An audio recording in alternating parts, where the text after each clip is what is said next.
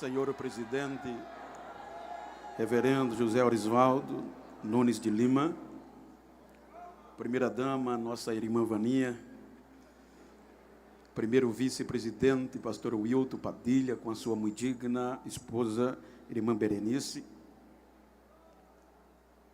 em vossos nomes, transmito a paz a toda a diretoria, os convencionais e a igreja. A paz do Senhor. Quero ler o texto que está no meu coração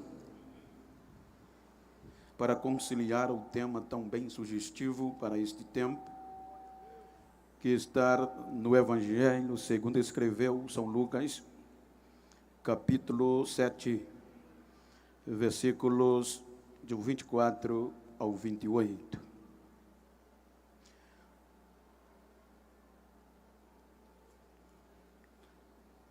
Testemunho de um caráter vinda dos lábios do próprio Jesus, que diz: e os discípulos de João anunciaram-lhe todas estas coisas. Melhor dizendo, versículo 24: e tendo-se retirado os mensageiros de João, começou a dizer à multidão acerca de João: que saístes a ver no deserto? Uma cana abalada pelo vento? Mas que saíste a ver? Um homem trajado de vestes delicadas? Eis que os que andam com preciosas vestiduras e em delícias estão nos passos reais. Mas que saíste a ver? Um profeta? Sim, vos digo, e muito mais que profeta. Este é aquele de quem está escrito: eis que enviei o meu anjo diante da tua face, o qual preparará diante de ti o teu caminho.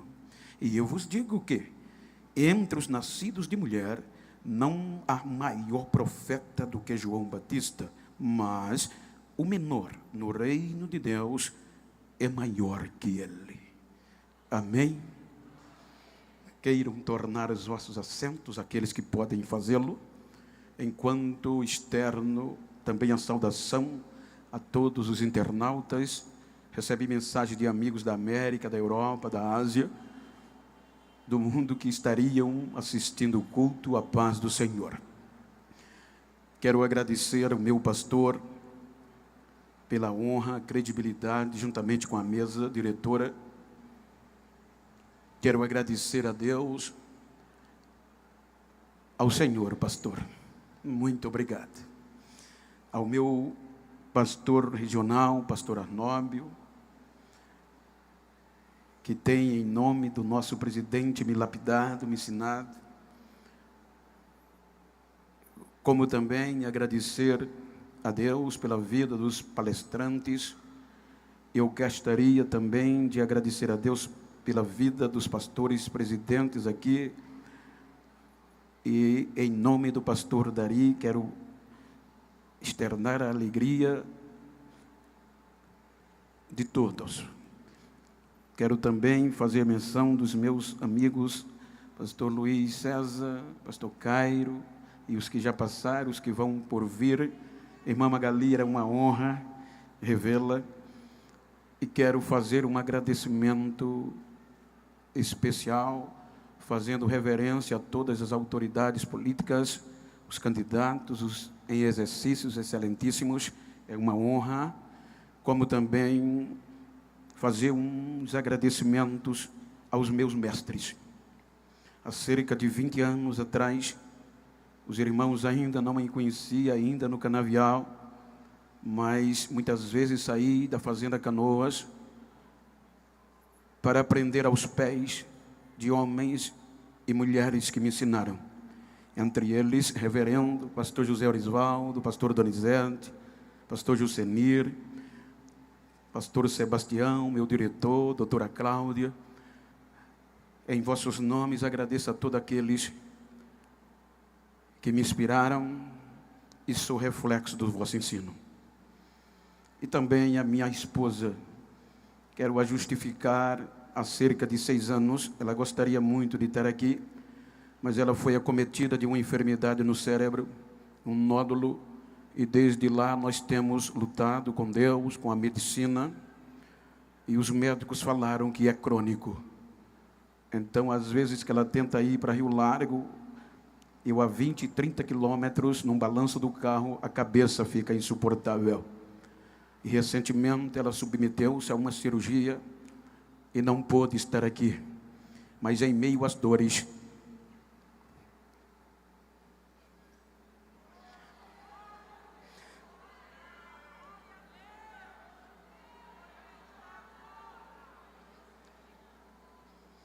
ela tem encontrado forças para orar por mim.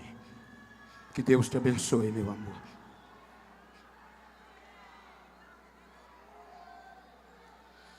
Queridos, eu quero tomar por base esse texto para subordiná-lo a nascidos para restaurar. Nascidos para restaurar. Quando nós lemos o texto, me permita contextualizar a história para que entendamos a conclusão e a nossa responsabilidade diante da história. Se nós analisarmos o período intestamentário, aconteceram muitas coisas importantes.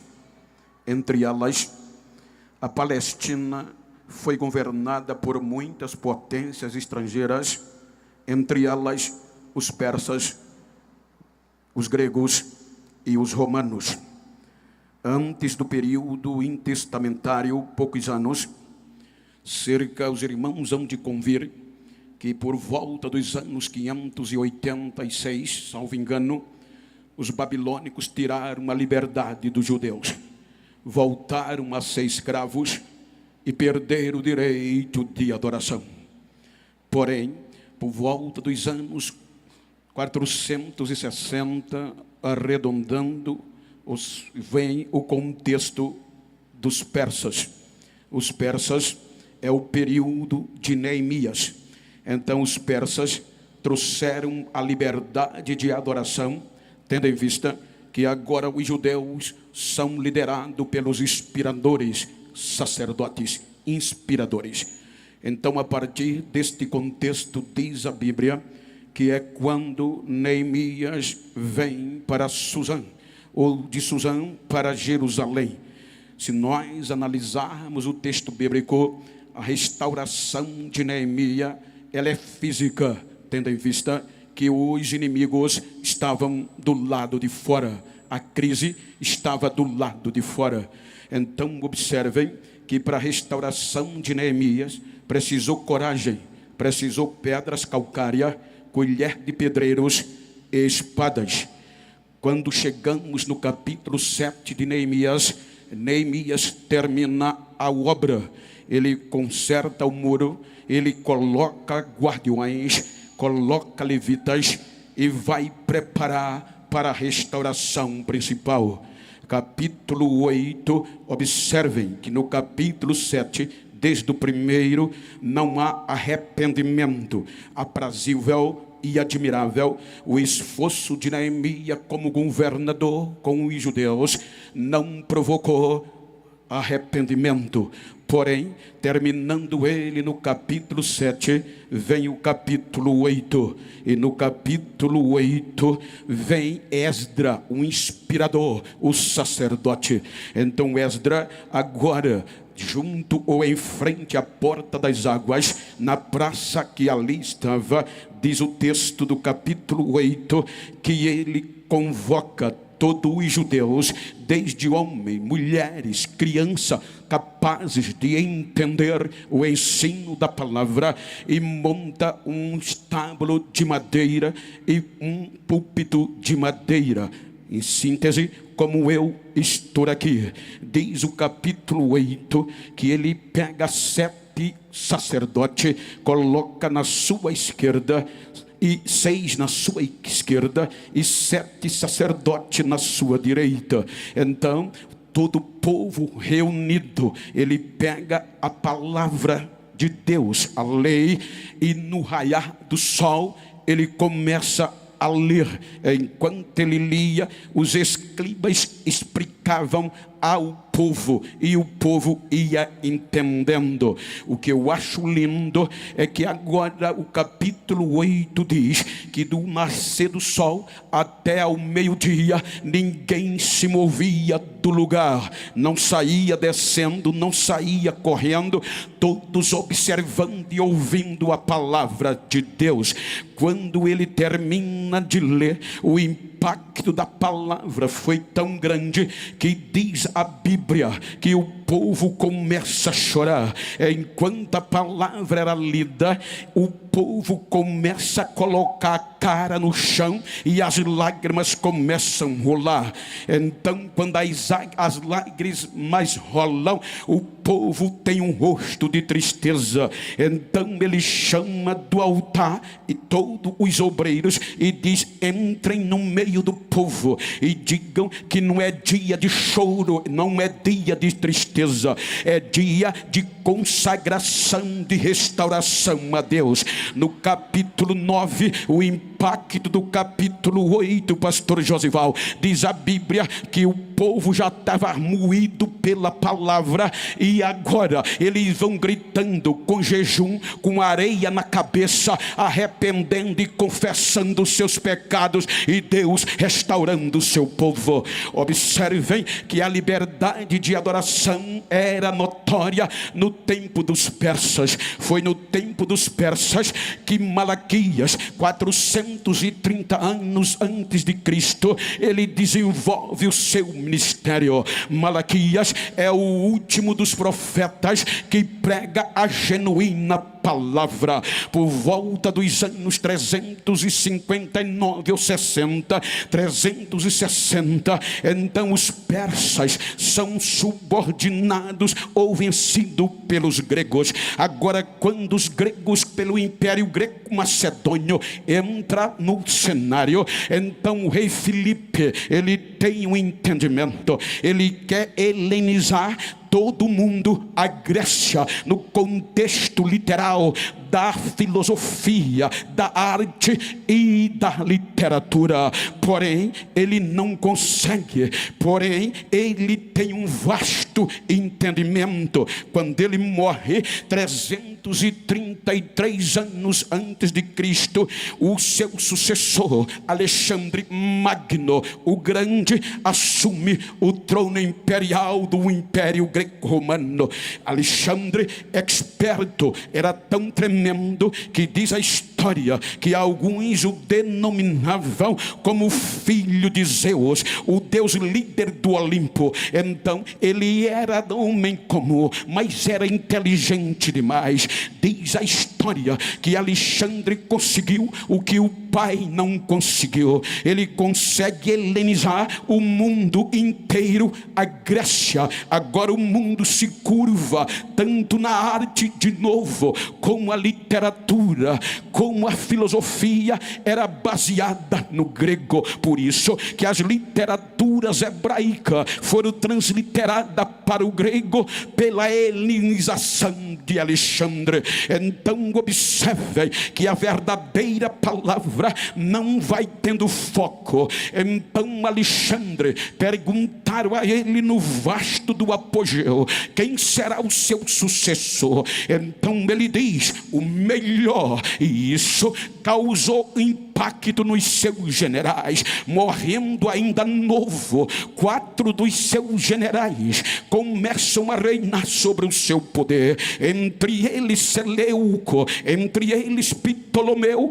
e Cassandro e um outro mais. Quero me ater nos Seleucidas e nos Ptolomeus. A história diz que agora o Seleuco, ele assume o poder, e isso sobre toda a Palestina. Então, dentro do contexto helênico, todo o contexto se voltava para a Grécia, a união das religiões da época e tudo aquilo que eu falei no contexto literal.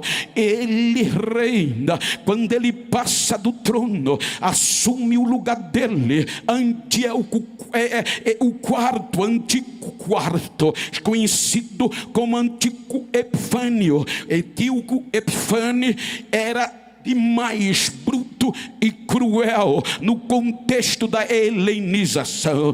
Diz a história que Antíoco, ele agora vai impor a adoração, o contexto do helenismo em toda a região da Palestina. Isso implica dizer que todos os judeus, ou uma grande maioria, se rende a Antíoco Epifânio. Então muitos judeus vão aderindo à adoração helenística. Então é quando diz a história que ele comete uma aberração.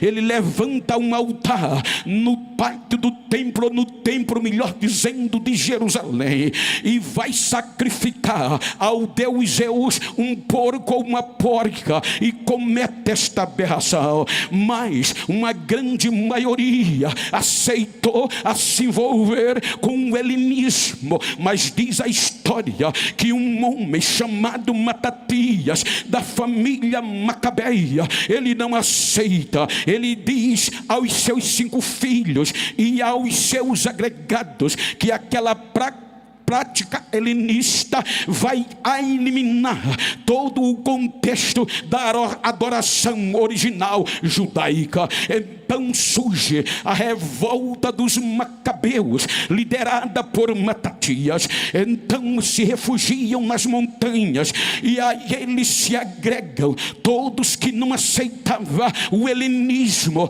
nem a adoração a Zeus, porque Antíoco Epifânio, além de aberração, ele impôs para que todos adorassem a Zeus, o Deus líder do Olimpo. Então, dentro do templo, que foi períodos passados de glória, Zeus era adorado. Então observe que muitos se juntaram a Matatias, formou um exército e veio libertar a Judeia das mãos de Antíoco Epifânio. Eles conseguem recuperar a Judeia, porém Matatias tomou uma decisão. Todos os judeus que estavam atrapalhados adorando a Zeus vão ter que se reconciliar, vão ter que circuncidar os seus filhos e adorar o Deus verdadeiro. Ele faz uma revolução, porém a paz não reinava. Então a proposta era também alcançar a Galileia. É quando o seu filho assume Judas, o Macabeu, e também já havia passado Antíoco Epifânio, e um outro Antíoco assumiu que queria trazer a paz. Depois de Judas Macabeus vem Jonatas, também da família Asmoneia, e isto consegue dominar e trazer paz para a Palestina, sobretudo a Judeia. Então diz a história que agora tem a adoração, mas precisava melhorar. Cerca de 63 anos antes de Cristo, Pompeu, representando Roma, ele vai e domina e conquista a Palestina. Agora elimina os macabeus e Roma entra no cenário. Veja que todo o período do silêncio, digamos, o Novo Testamento estava em formação. Então quando o Pompeu vem e Roma domina, então Roma nomeia um rei fantoche na Palestina. Cerca de 37 anos antes de Cristo, aí o Império Romano, o Senado Romano nomeia Herodes, o grande rei da Judeia e da toda a Palestina. Herodes é clânio, Herodes é violento, mas é tremendo. Ele vai enaltecer a capacidade arquitetônica de forma incomparável. Deus me deu o privilégio de por algumas vezes visitar obras em loco de Herodes. Quando você chega, como ele revolucionou o comércio de Israel, você chega em Cesareia Marítima, quando você vê a capacidade capacidade dele criar um porto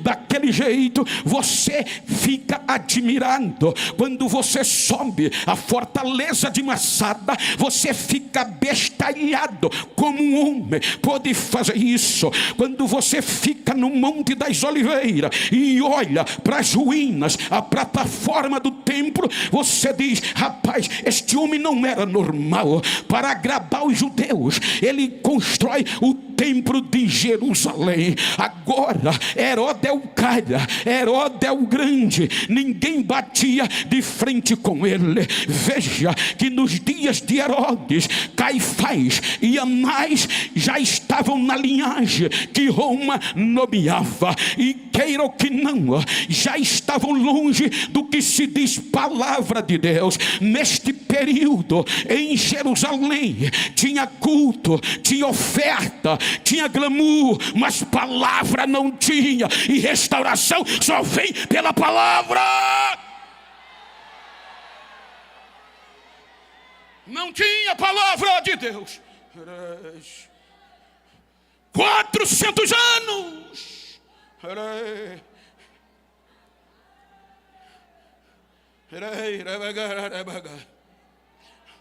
Herodes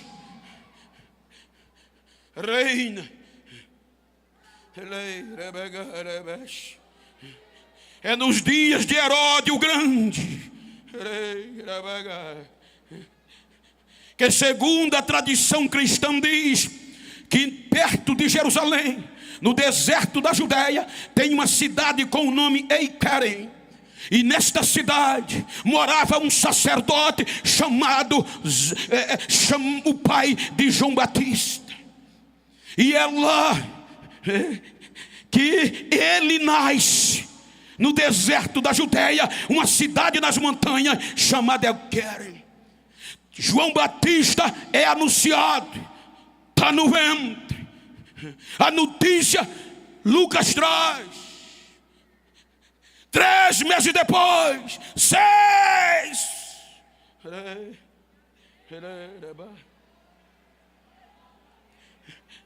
O anjo Gabriel ou os 3 magos vão direto no palácio de Herodes. Viemos saber onde nasceu o rei dos judeus. Impacta Herodes.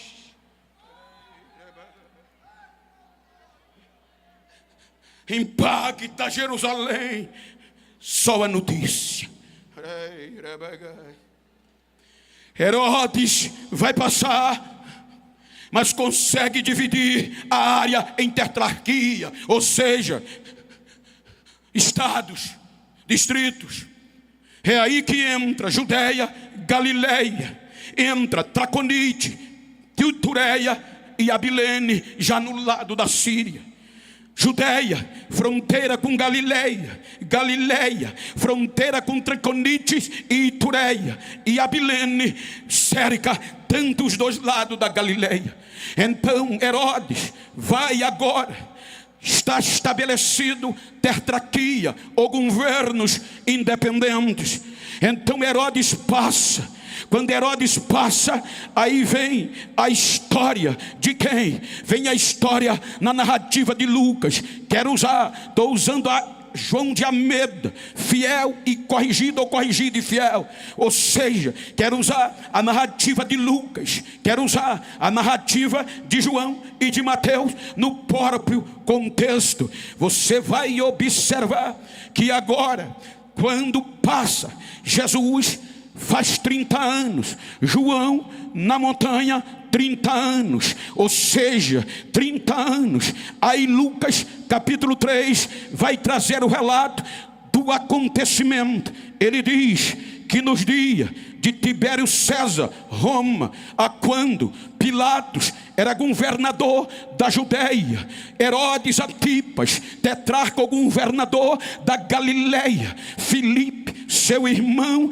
de Traconite e de Itureia e Lisânia, governador de Abilene. As 4 tetrarquias estão formadas. O que me chamou a atenção é que ele coloca no contexto a influência do poder político na religião. Ele diz também, nesse tempo, Caifás e Anás eram sumos sacerdotes. Caifás de direito, ou seja, Anás de fato. Observem o que acontece aqui. Aqui ele apresenta 4 potências: governamental e o sacerdócio. O que estava acontecendo é que o sacerdócio estava comprado. O sacerdócio não tomava providência, punia os pequenos, mas os grandes fechava os olhos e deixava passar, porque é grande, porque tem nome. Não, a palavra não faz isso. Ela bate no grande, no médio e no pequeno. De uma vez só ela arrebenta. E ninguém tomava providência. Para você ter uma ideia, o governador da Galileia era Herodes Antipas, e era Idumeu. Idumeu é descendente do irmão de Jacó, Esaú. Pelo contexto legal, mesmo um Idumeu sendo gentil, tinha a obrigação, diz a história, de cumprir a lei, de observar a lei de Moisés. O negócio estava tão fácil que Herodes Antipas quebrou a lei e ninguém toma providência. Herodes desobedece a alguns outros princípios e ninguém toma providência. Como ele faz? Ele casa com a irmã do seu irmão, ainda vivo, e com filhos dados ao irmão. E a lei dizia que quando o irmão só podia casar com a mulher do seu irmão se ele morresse e não deixasse descendência. Ele casa e ninguém toma providência, porque a degradação, porque a palavra restauração começa com o prefixo re, e isso quer dizer que tudo foi degradado. Quando diz re, é porque aquilo que foi estabelecido para um princípio já não é mais o mesmo e precisa ser restaurado. Mas e agora? Culto, jejum, oração, não sei como, mas palavra zero. O negócio andava solto, o negócio estava arrebentando. E é aqui que o curador dos manuscritos do Mar Morto, Adolfo Huitman, ele no seu estudo diz que aqui começa a evasão, porque os plachim, que é fariseu, os sadiquins, saduceus, eles foram levantados para inspirar o povo. Sacerdócio que tem a obrigação de o fogo partir daqui para lá. Nunca na história o fogo veio de lá para cá, mas eu já tenho pregado em lugar que o fogo já está começando lá, porque quem está aqui já tem vergonha de aparecer na imagem levantando a mão e rodando num pé só. A presença de Deus não está vinculada a ministério. Qual é o problema? Em todas as entrevistas que me perguntam qual é a tua inspiração, eu digo os meus pastores. Porque em toda a história bíblica, pode olhar, tira os históricos, alguns, e os salmos, toda a escritura é escrita por profetas. E qual era a inspiração dos profetas? Os sacerdotes. Era neles que os profetas se inspiravam. Mas a coisa ficou feia.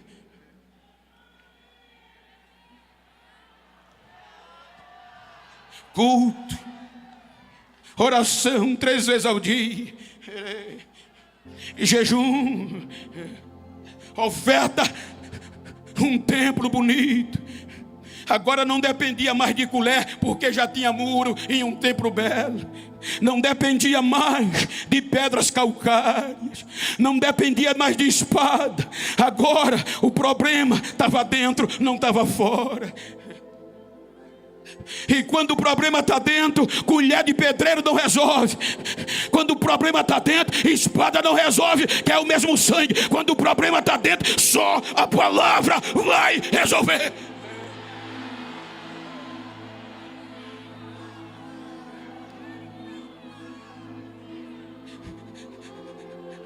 Então a inércia sacerdotal, a falta de providência, cai, vai trazer crises espirituais, econômica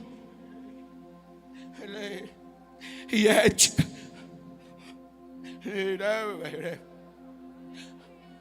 Agora Jerusalém é tomada por estas crises.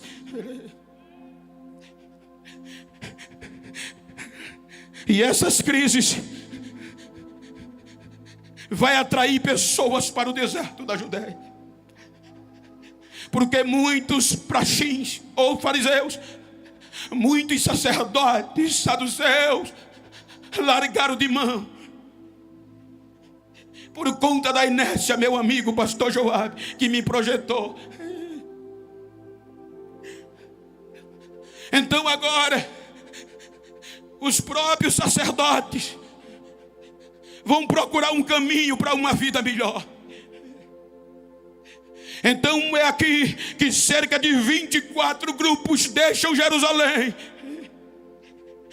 para ir ao deserto das Judeias por conveniência a uma vida melhor.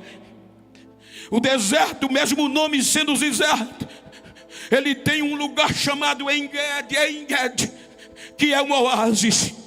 Quem já foi no En-Gedi, no deserto da Judéia, ela tem grutas de águas nascentes, tem cachoeira.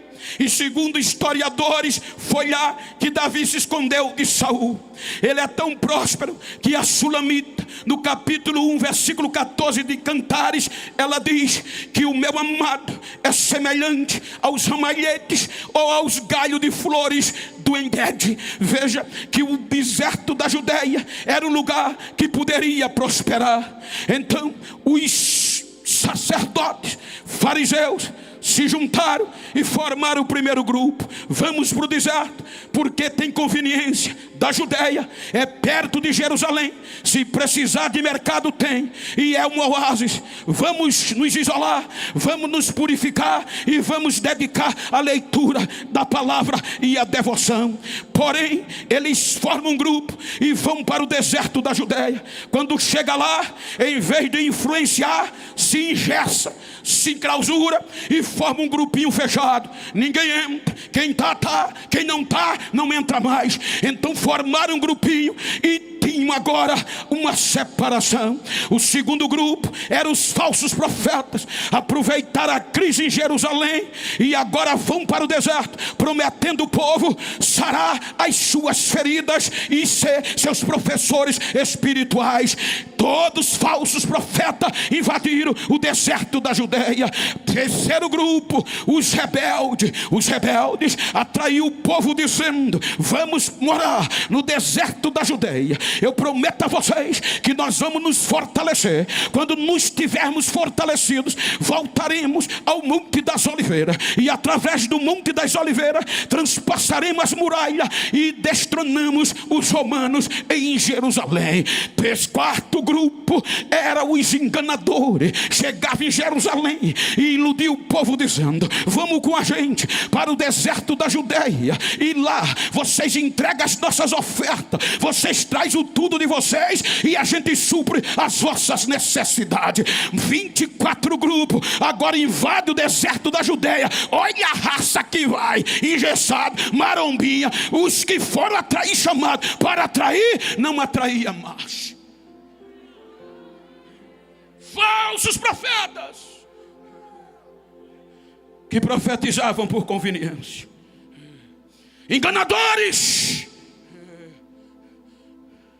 e pregadores que prometia tudo o povo, mas nada fazia.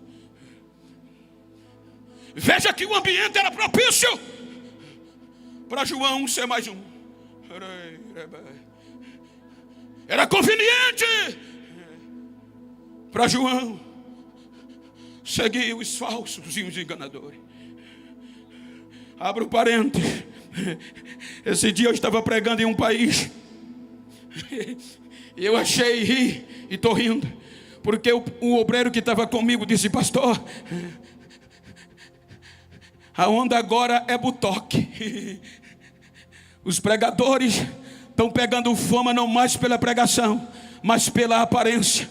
E estão colocando botox nos lábios, para os lábios ficar mais grossos.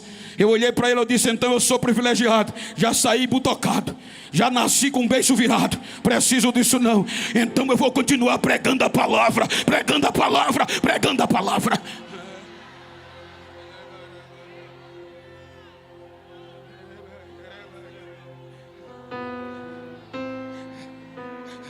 Diga para quem está ao seu lado: vai preferir o botox ou a palavra?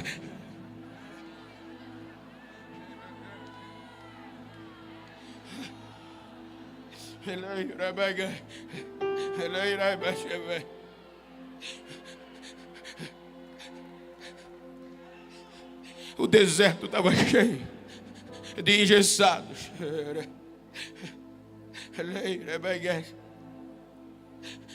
Com todo respeito, não estou falando isso só para dar sentido. Eu tenho pregado em convenções e congressos que quando termina, muitos irmãos me procuram, o fogo caindo, e eles dizem: pastor, por que o púlpito não pega fogo? Porque a gente fala em línguas estranhas, a gente pula e o púlpito é sério, não dá um sorriso. Eu digo: é porque está orando por você.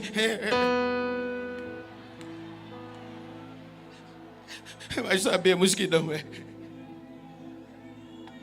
Quando nós somos obreiros rasos, como somos crentes, rodamos e não envergonhamos de nada.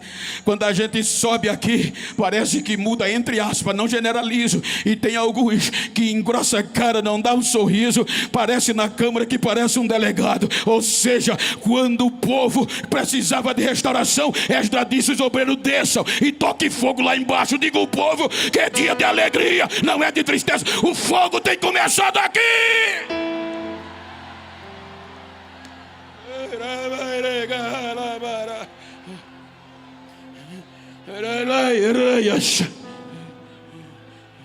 O deserto da Judeia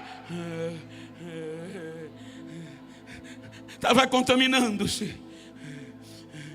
Aí Lucas capítulo 3 diz: no 15º ano de Tibério César, quando o governador da Judeia era Pôncio Pilato, quando Antipas ou Herodes, governador da Galileia, Filipe da Tureia e Traconite e Lisânia de Abilene, e quando o sumo sacerdote era Anás e Cafás no deserto, o que é que vem?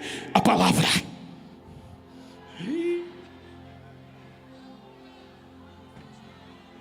E a palavra não vem para os famosos, vem para um homem que vestia roupa de pelo de camelo e comia gafanhoto e mel silvestre. No original, o suficiente para sobreviver. A palavra de Deus vem a João. Sabe o que eu acho lindo? João, vem a palavra, não vem uma palavra nova. Ouvimos há dias passados, aprendemos que não importa que seja a mesma mensagem, o importante é que tenha unção e graça. Então a palavra que vem a João foi pregada por Isaías 700 anos atrás e por Malaquias 400. A palavra que vem é a mesma, e quando ela vem, ele vai à base da margem do Rio Jordão e começa a pregar a mesma palavra: arrependai-vos, porque é chegado o reino de Deus.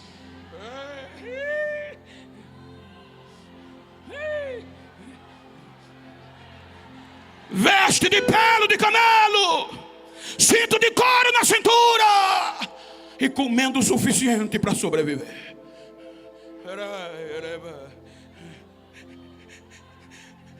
Aí diz a Bíblia que ele faz base na margem do Jordão. Quando você lê 1 Reis, quando Acasias, 2 Reis, quando Acasias adoeceu, caiu do lugar e adoeceu, ele chamou os seus soldados, os seus mensageiros, e disse: vá consultar a Baal-Zebub, pergunte que eu vou ser curado. mandou no meio do caminho. Deus disse a Elias: vai encontrar os mensageiros de Acasias, porque a mensagem era: pergunta a Baal-Zebub se eu vou viver, se eu vou ficar curado. Aí Deus manda Elias dizer: diga a ele que ele não vai se levantar da cama, vai morrer. Aí Elias vai, encontra os mensageiros e diz: voltem e diga a Acasias que ele vai morrer e não vai viver. Os mensageiros disseram a Acasias, e Acasias pergunta: como era o homem? Vestia a veste de pelo e tinha um cinto no corpo.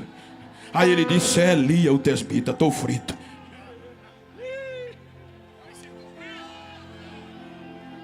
Aí agora aparece um homem no deserto, na beira do Jordão. E qual é a última vez que viram Elias? No Jordão.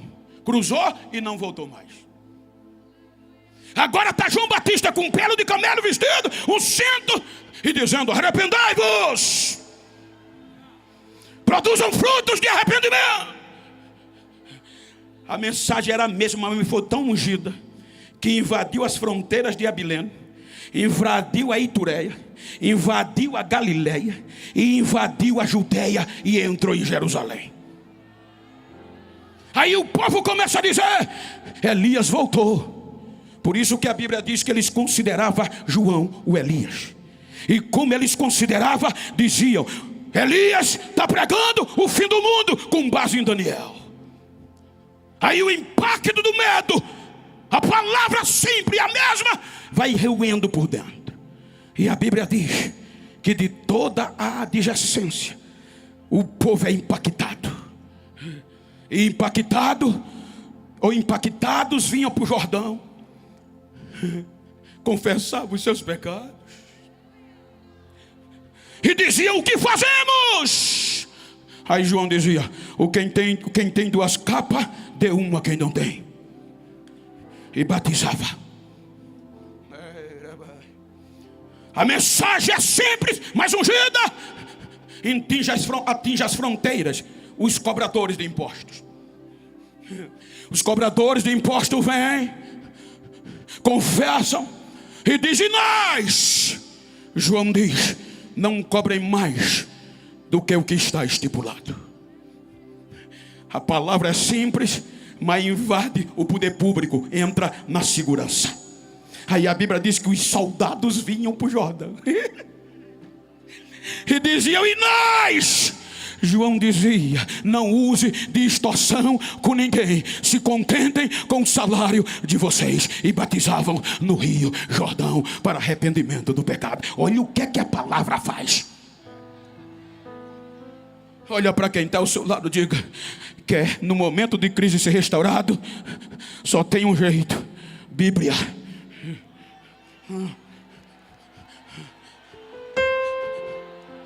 Não se preocupe em mensagem que vai lhe dar a futura agenda do ano. Se preocupe na mensagem ungida e cheia de graça.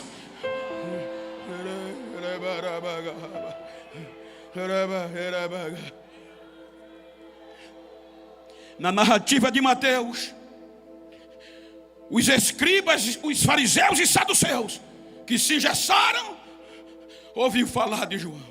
E Mateus diz que eles vêm para ver o batismo, não para se batizar. Quando João vê eles de longe, começa a gritar: raça de víbora! Dando indireta. Quem vos ensinou a fugir da ira vindoura? E ele dizia: nós temos por pai Abraão. Aí João dizia: não digam que tem por pai Abraão, porque até dessas pedras Deus pode suscitar filhos a Abraão. Bíblia. Diga: fique com a cara feia, não é Bíblia. Não tem jogo de palavra nem jogo de cintura aqui não, é Bíblia.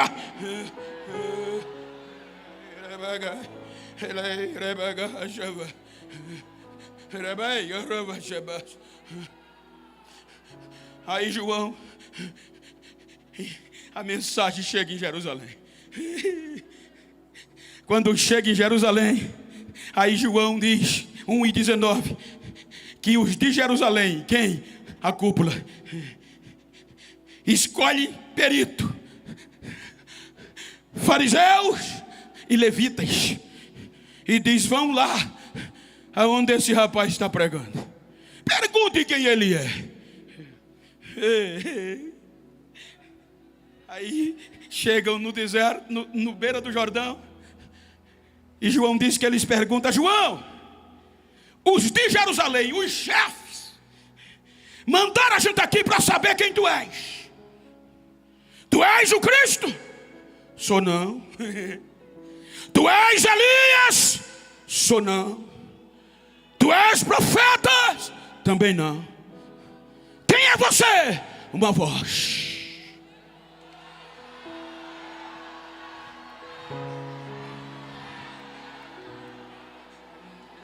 Uma voz. Ora, precisamos saber quem tu é para dar resposta os que nos enviaram. Se tu não é o Cristo, por que tu batizas? Aí João diz: eu sou fraquinho, eu batizo com água, mas já está entre vocês um que vocês não conhecem, e eu sou tão fraquinho que não sou digno de lavar as sandálias dele, e ele vem para batizar com o Espírito Santo e com fogo. Ele é maior do que eu sou fraquinho, sou ninguém não.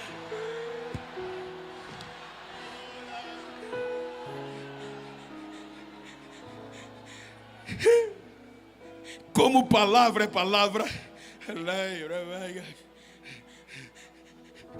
e quem nasceu para restaurar não tem como fugir. Aí João começa a dar indireta para Galiléia, que é fronteira com a Judéia, na sua base de pregação. E a indireta é para quem? Para o rei, para Herodes Antipas, dizendo que ele errou, descumpriu a lei, ninguém tomou providência. E Lucas diz que ele fazia algumas coisas a mais, e João começa a tocar na ferida.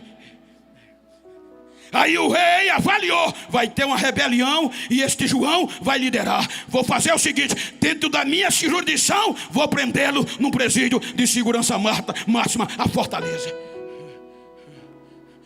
Manda calar a voz de João e chama João para conversar. Você vai continuar pregando do mesmo jeito? Em síntese, você está dando indireta dizendo que eu errei, desobedeci a lei dos judeus casando com a mulher do meu irmão? Sim, errou. Você está errado com isso, revelou tudo. A palavra bate no coração de Herodes, mas Herodias vai transformá-la. Presídio de segurança máxima. Agora no deserto só tinha os falsos de novo, os engessados, os marombinhos, os enganadores.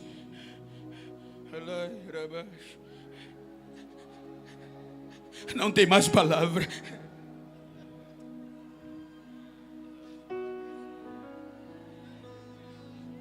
Muitos doutores ligam e me dizem: Bento, para de pregar a Bíblia. A nova geração não quer saber mais de Bíblia.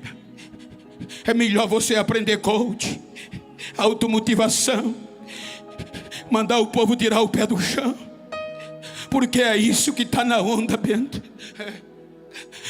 Eu respondo: continue pregando o que vocês querem,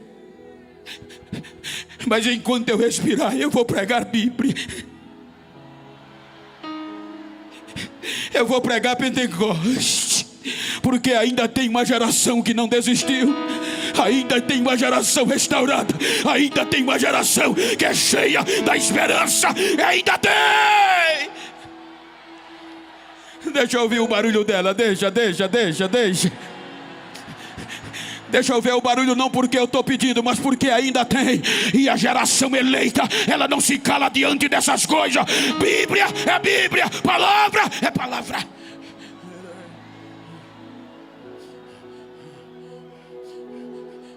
Quando calam João: pastora,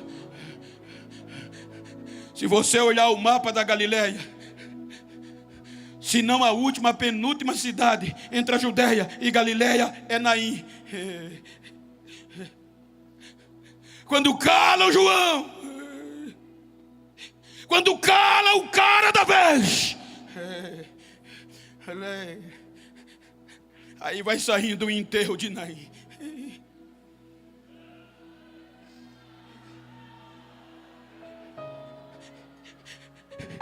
E aquele enterro vai bater de cara com Jesus. Até então no anonimato. A Bíblia diz, segundo Lucas, que Jesus coloca a mão no esquife, ressuscita o menino e devolve a mãe. Aí Lucas registra que aquele feito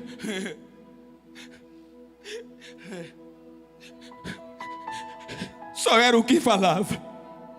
Judeia, e Galileia, e Tureia, Abilene e Jerusalém, surgiu um profeta maior entre nós. Ele está ressuscitando morto, está curando, está fazendo maravilha e pregando Bíblia.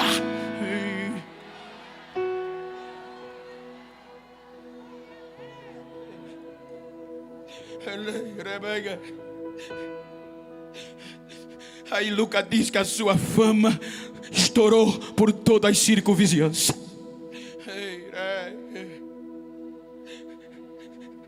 E chegou nos ouvidos dos discípulos de João Batista. Primeira coisa que os discípulos fazem é ir na prisão. E quando chegam na prisão, diz João: a tua pregação não morreu. A tua pregação não está presa, João. Apareceu um profeta na Galileia, João, que está dando vista aos cegos, João, está curando os enfermos, está expulsando o demônio e está ressuscitando até morto, João. Ele veio para arrebentar, João.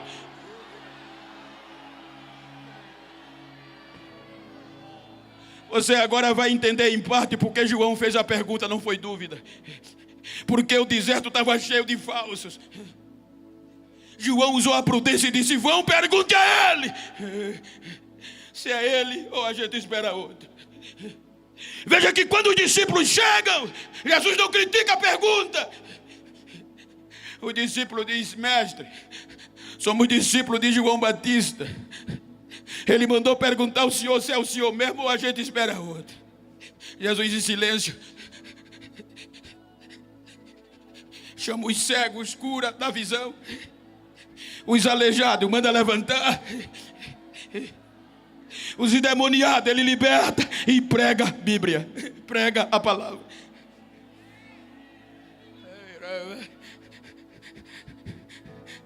Quando ele faz isso, chama os discípulos e diz: voltem e digam a João o que vocês viram.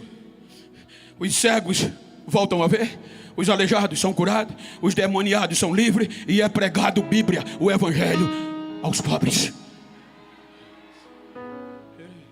Quando eles voltam, aí Jesus vira para a multidão e vai dar testemunho de João. O que vocês foram ver no deserto?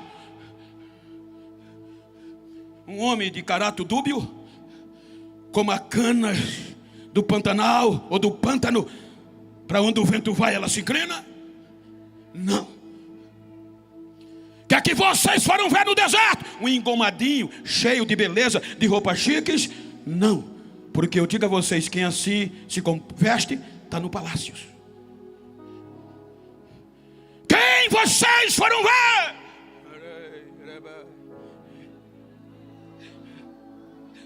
Um profeta? Sim. E eu digo mais do que profeta. Porque entre os nascidos de mulher, não há um igual a ele ou maior que ele. É aqui que bate na minha cara.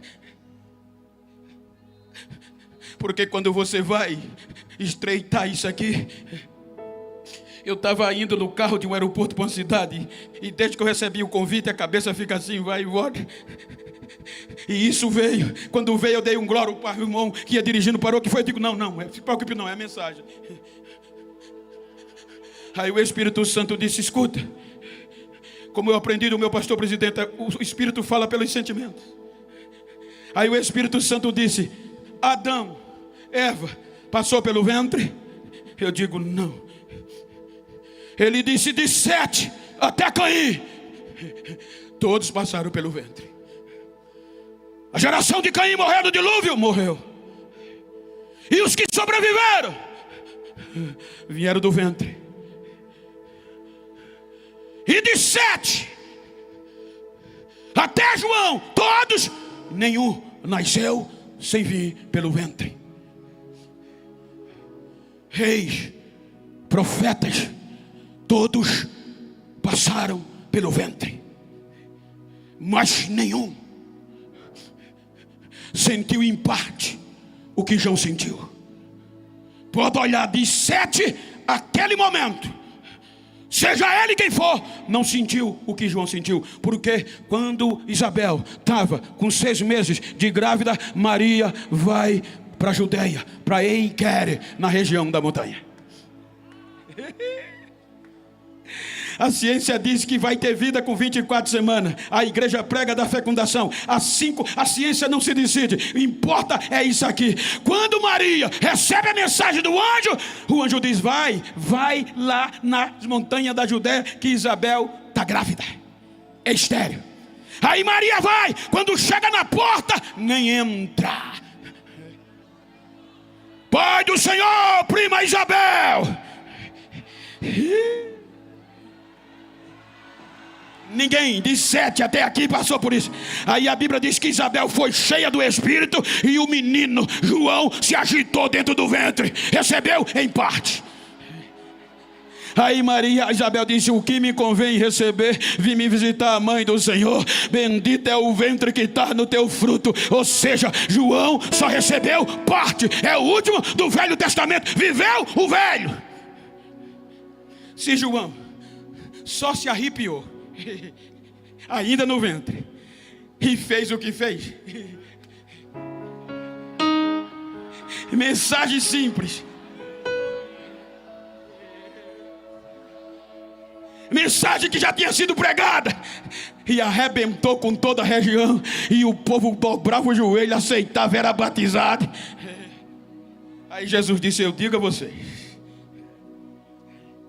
que o maior no rei, o menor no reino de Deus, a igreja. O menor é maior do que João. Por quê? Por causa do Atos capítulo 2. João só se arrepiou em parte, mas a igreja pleno. João, Lucas escreveu: estavam reunidos em um mesmo lugar. De repente veio do céu o barulho de um vento impetuoso e veemente, e encheu o lugar. E todos foram cheios. A palavra cheio no hebraico é pleno. Pleno é totalidade. Ou seja, todos foram cheios do Espírito Santo de Deus e falavam novas línguas. Ou seja, se João só com arrepio fez o que fez, imagina nós, cheio, pleno. É maior.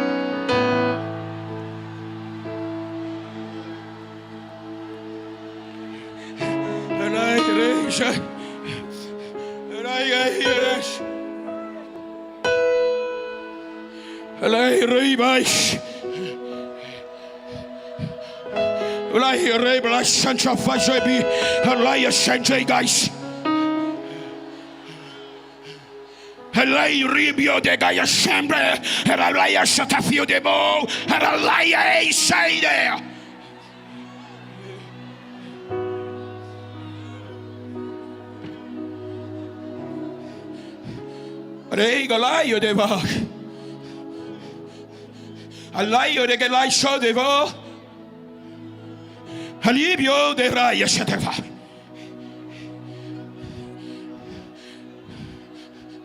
Alei gorraio de gastanta fia. Alai. Kadar badai, churi de kaba, ai de ka, churi karabado badai, alai de bu, churi de ya ai.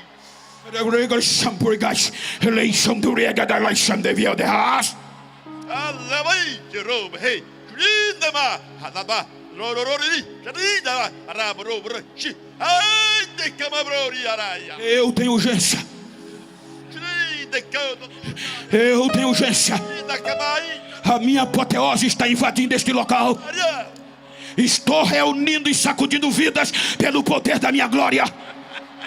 Estou falando cara a cara. É noite de restauração, é noite de avivamento. Assim diz o Senhor desta igreja. Agora recebe.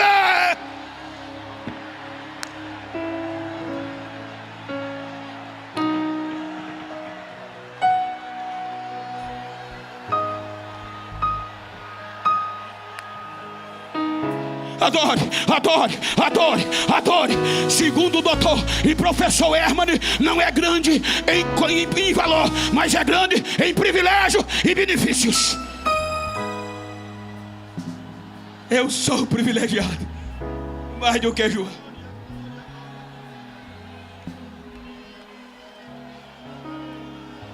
Pelos padrões de beleza eu não estava aqui. Olhando vós para mim, não tenho nada que vos atraia. Mas eu entrei no reino e fui privilegiado mais do que João. Então eu vou te incendiar, eu vou te impactar. Porque se o João impactou uma Palestina inteira, eu sou capaz de impactar você.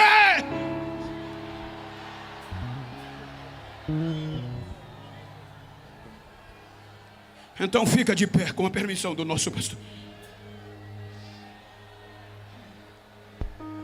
Orais.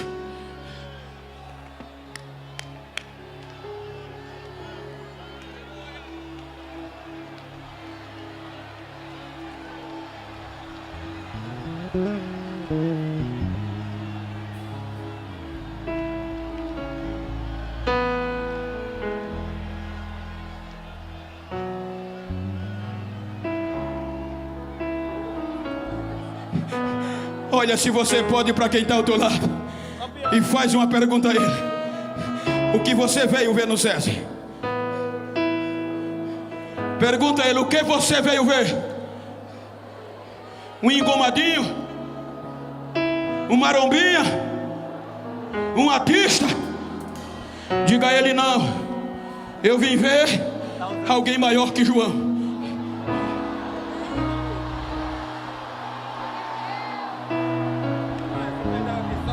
Diga a ele: se João só sentiu parte, impactou uma região inteira, diga: eu e você somos mais privilegiados, somos mais beneficiados, somos maiores. Diga a ele: eu vou te incendiar. Vamos sacudir o SESI. Quando o clube de regata Brasil ou o CSA joga aqui, estremece o trapichão. Quando o jogo de vôlei vem aqui, o futsal estremece esse lugar. Agora imagina quem é maior do que João. Vamos fazer esse lugar estremecer. Vamos fazer esse lugar estremecer.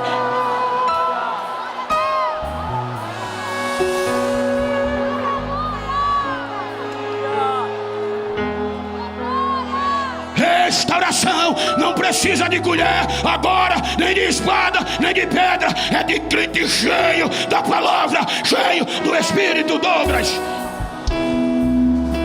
vai, adora, vai, adora. Coloca a mão no ombro de quem está ao teu lado e diga: eu vou te incendiar. Se tu não é batizado, te prepara. Diga: se tu é batizado, vai falar em língua agora. Vai, adora, vai, adora, vai, adora. Quem está afastado vai vir agora. Adora, vai, dá vazão. Vem como um vento veemente. Vejo línguas como que é esse poder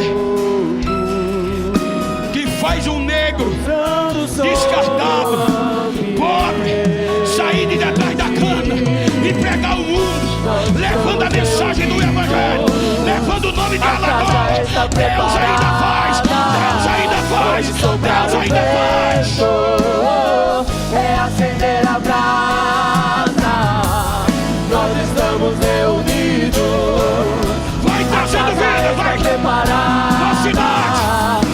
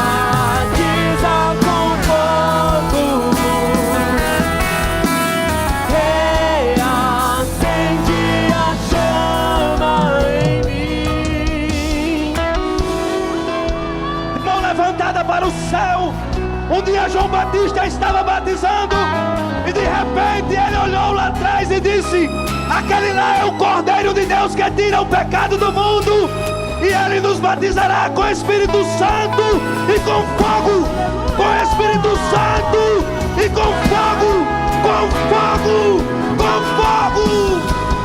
Então clama, acende outra vez tua chama em nós, aviva outra vez, aviva outra vez, acende outra vez tua chama em nós, aviva outra vez, aviva outra vez.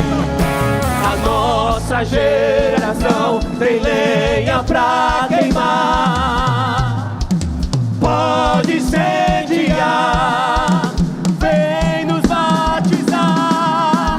A nossa geração tem lenha pra queimar, pode incendiar,